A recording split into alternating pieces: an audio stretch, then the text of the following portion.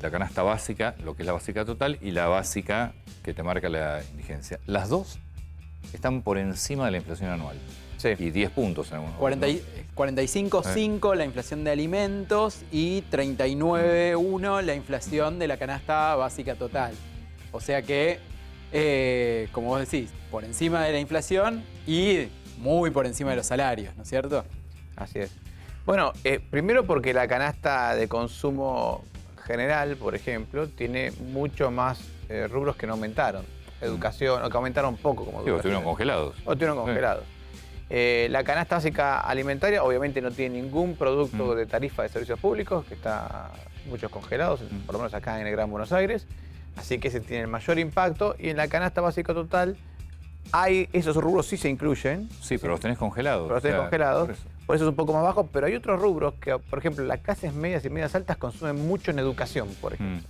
Y este año la educación no aumentó tanto, porque prácticamente fue muy difícil para los colegios aumentar precios y los útiles ni te cuento, ni existieron, ¿no?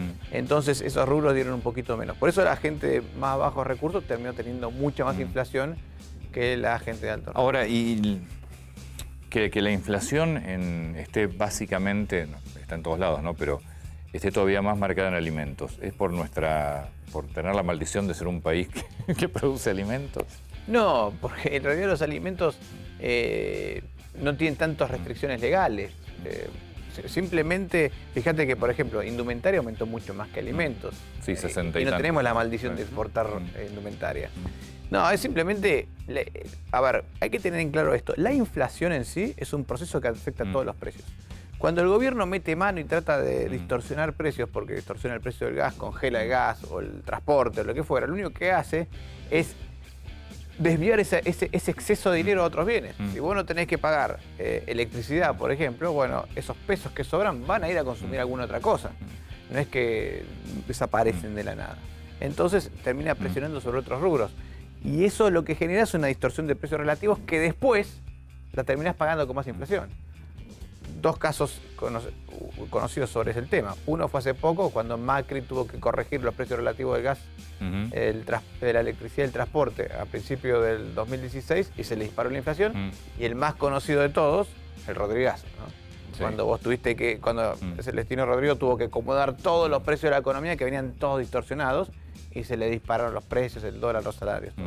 Entonces, son dos cosas diferentes. Yo puedo tener en el corto plazo tratar de controlar la inflación congelando algún precio, pero eso lo pago después con más inflación. Entonces, yo creo que son soluciones muy de corto plazo. Fausto. Y hay que tener que la inflación está apuntando más. Este año la inflación fue 36 y pico. Se calcula en estimaciones privadas, entre ellas la tuya, que la del año que viene puede ser 45, 50. Esa inflación está calculada con un déficit, con una emisión quizás un poco más controlada que lo que fue este año, porque también se calcula que no va a estar el gasto COVID.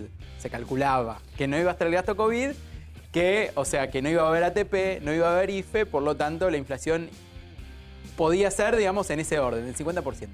¿Qué pasa si a eso le tenemos que sumar un gasto COVID y que el gobierno tenga que salir a emitir por gasto COVID?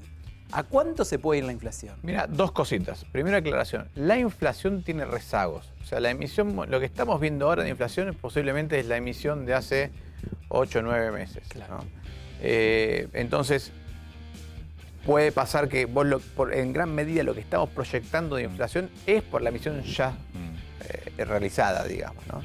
De hecho, o sea, por lo que se emitió en mayo. Por lo que se emitió en mayo.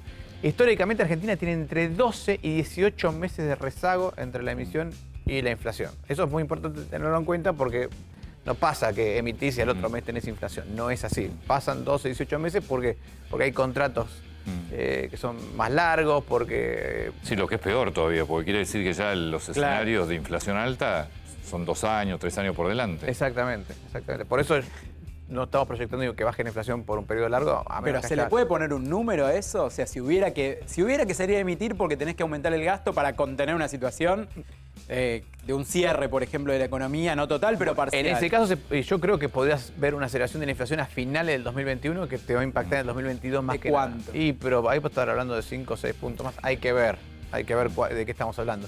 Porque este año lo que vas a tener es que probablemente algo de gasto COVID tengas. A ver, pongamos números. Sí, de hecho, ayer El gabinete económico ya se habló de una posibilidad.